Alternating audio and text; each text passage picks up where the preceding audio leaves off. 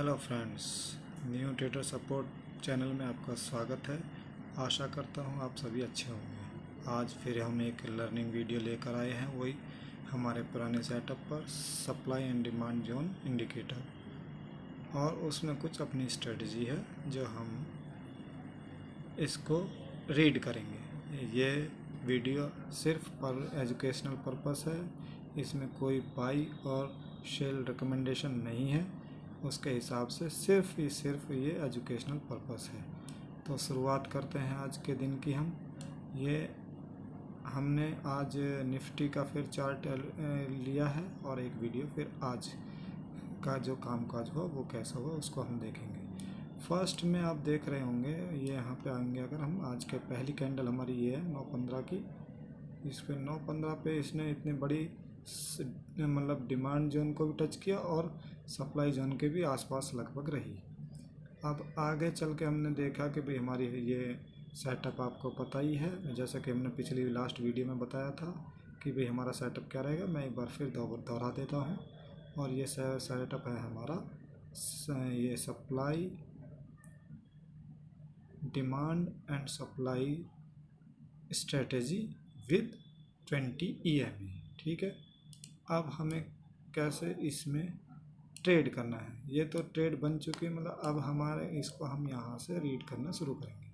हमारे पास जब 9:15 पे हमने देखा तो ये हमारी, आपको जूम करके दिखाता हूँ मैं, एक सेकंड। हाँ, थोड़ी सी पिक्चर क्वालिटी थोड़ी सी वीक रहेगी फ्रेंड्स, इसको एडजस्ट मतलब संभाल लीजिएगा। बाकी का तो धीरे धीरे हम आगे बढ़ेंगे तो चीज़ें सब सुधार में आएंगी। अब हमारे 9:15 पे एक देख लीजिए, 9:15 पे पहली कैंडल है और इसने बहुत बड़ा कामकाज किया, मतलब 22,019 से लेके और ये नीचे आई 22,950 तक, लगभग ये 70 पॉइंट का 5 मिनट में इसने मूवमेंट दिया है, ठीक है जी।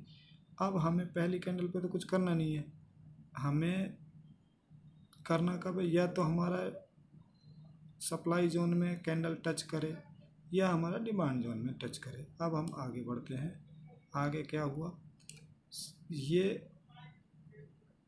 ये नो डाउट ये बाइंग कैंडल बनाता है, लेकिन बन कहाँ रही है बाई कैंडल। अगर ये हमारी यहाँ बनती डिमांड जोन में या डिमांड जोन के नीचे बनती तो ये हमारे बहुत बढ़िया काम करती, बट ये बीच में बनी है तो इसमें हम ट्रेड नहीं लेंगे।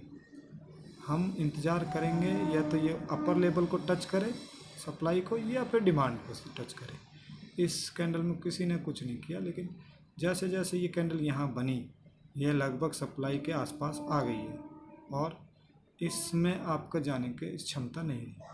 हमारा सेटअप क्या है, हमारा सेटअप है कि भाई 20 EMA के ऊपर कैंडल सस्टेन करेगी तो हम ऊपर का सोचेंगे, लेकिन ये ऊपर नहीं सोचा। और आज की रेंज भी बहुत छोटी थी, मतलब लगभग ये 80-90 पॉइंट की रेंज थी निफ्टी में, जो कि साइडवेज ही कहा जाएगा। अब इस साइडवेज में भी हमने आज भी बहुत अच्छा पैसा बनाया। हमने क्या किया, हमने इंतज़ार किया भैया डिमांड सप्लाई जोन में पहुँचे कैंडल, उसके बाद हम वहाँ से पुट का सोचेंगे। जैसे ही ये सप्लाई जोन में पहुँची, वहाँ से रिजेक्शन आया, हमने इस EMA के नीचे आते ही अपनी ट्रेड को एग्जीक्यूट कर दिया, पुट को एग्जीक्यूट कर दिया। इन द मनी में जाके हमने लगभग 22,100 के पुट को एग्जीक्यूट कर दिया। अब हमारे को सप्लाई से हम आ रहे हैं, सप्लाई से नीचे आ रहे हैं और हमें बुक कहाँ करना है, अपने डिमांड जोन में अपना स्टॉप, अपना टारगेट बुक करना है। तो हमने इस कैंडल पे अपना टारगेट बुक कर लिया।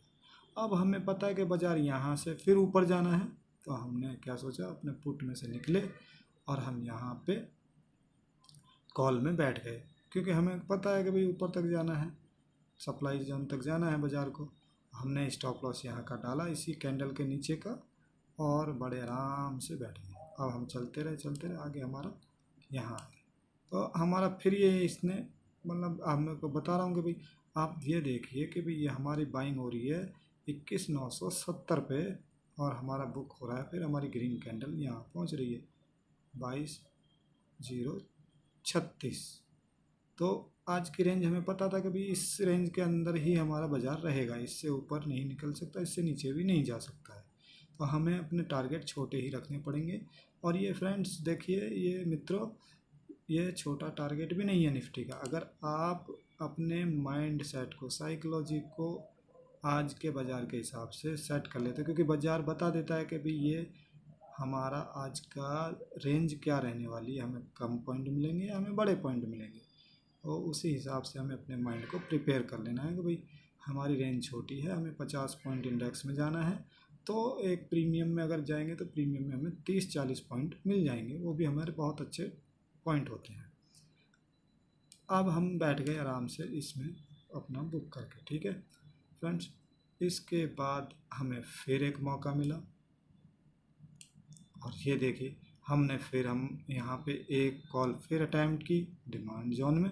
डिमांड जोन में हमेशा हमें कॉल ही अटैम्प्ट करनी है ऊपर के लिए, और डिमांड जोन से फिर जैसे ही हमारे EMA के ऊपर आई, हमें कॉन्फिडेंस आ गया कि भाई अब हमारी ट्रेड अच्छी जाने वाली है। यहाँ थोड़ा सा ये था कि भाई हमने यहाँ एक ही सेटअप पे लिया था कि भाई डिमांड जोन में है तो हमें डिमांड जोन से खरीदारी करनी पड़ेगी और सप्लाई जोन तक का इंतज़ार करना पड़ेगा। और इसको हमने ख़रीदा, इसका लगभग हमारा था ये 966 के आसपास, 21,966 तक, और हमने ऊपर सप्लाई जोन तक का इसको वेट किया। अच्छा, ये सेटअप आपको ओवर ट्रेडिंग नहीं करने देगा फ्रेंड। अच्छा, इसमें ये भी बात ध्यान रखनी होगी आपको कि आप बीच में कोई भी ट्रेड एग्जीक्यूट ना करें, ना तो ऊपर के लिए ना ही नीचे के लिए। अभी जैसे यहाँ पे आप सोचो कि भाई अभी बाज़ार यहाँ पे रुका हुआ है तो गिरेगा, गिरा, नो डाउट गिरा, लेकिन अगर ये बीच में है और ऊपर के लिए कोई कैंडल बुलिश आ जाती तो फिर आपको यहाँ पे स्टॉप लॉस देना पड़ता, इसी के चलते आपका नुकसान होता और आप फिर प्रॉफिट ले नहीं पाते। इसके लिए आपको इस स्ट्रेटजी में सिर्फ आपको सप्लाई और डिमांड दोनों जगह पे एक्टिवेट होना है भाई। डिमांड जोन में कॉल के लिए एक्टिवेट होना है और सप्लाई जोन में पुट के लिए एक्टिवेट होना है, ठीक है जी। हमारी 2 ट्रेड हो चुके हैं सक्सेसफुल, अब तीसरी ट्रेड हमने फिर डाली और वो फिर तीसरी ट्रेड भी हमारी सक्सेसफुल हुई। और हमें पता था कि भैया 70 पॉइंट का ही ट्रेड है, इसमें ज़्यादा बड़ा हमें जाना नहीं है, तो हमारी ट्रेड हमने सप्लाई जोन में आते ही अपना ट्रेड को बुक किया। अब बाज़ार अपने सप्लाई जोन में है तो हमें कॉल लेना है, हमने आगे का कुछ नहीं करना, ठीक है जी। कॉल हमने कब लेना है? कॉल जब EMA के नीचे आ जाएगा, 20 EMA के नीचे आ जाएगा। 20 EMA